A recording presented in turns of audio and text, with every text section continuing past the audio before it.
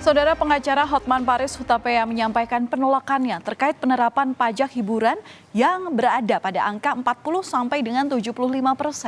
Menurutnya penerapan pajak yang tinggi dapat mematikan pariwisata.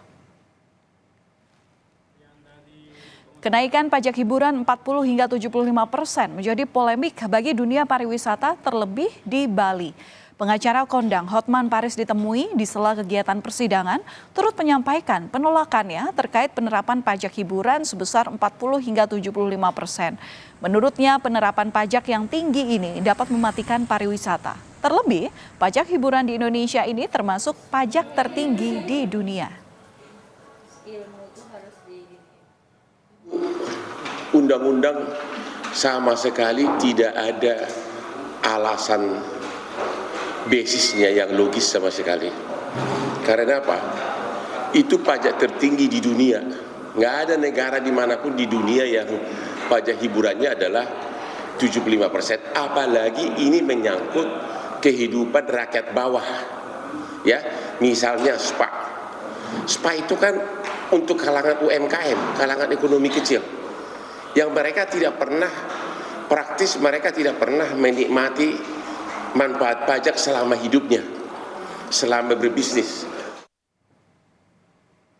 Sementara itu, selebritas sekaligus pemilik tempat hiburan Inul Vista atau Inul Daratista juga memprotes pajak hiburan naik hingga 75%. Dalam unggahannya di akun resmi Instagramnya, Inul bercerita saat ini kondisi karaoke keluarga miliknya sepi bahkan di akhir pekan. Dalam unggahannya, Inul meminta pemerintah untuk membedakan izin dan aturan pajak untuk karaoke keluarga dan klub malam. Mengingat dari sisi pendapatan keduanya sangat jauh berbeda.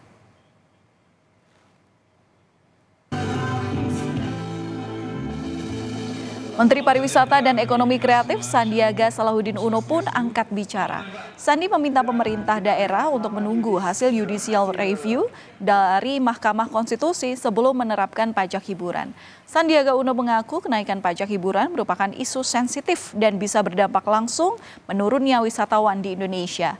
Pintu komunikasi membahas polemik pajak hiburan juga masih terbuka. Di awal 2024, sejumlah pemerintah daerah bergerak cepat mengerek tarif pajak lewat penerbitan peraturan daerah atau Perda. Nantinya tarif pajak barang dan jasa tertentu atas jasa tempat hiburan ditetapkan paling rendah 40% dan paling tinggi 75%. Memang dari sisi Kementerian Keuangan ini sudah dilakukan desentralisasi fiskal ke teman-teman di pemerintah daerah.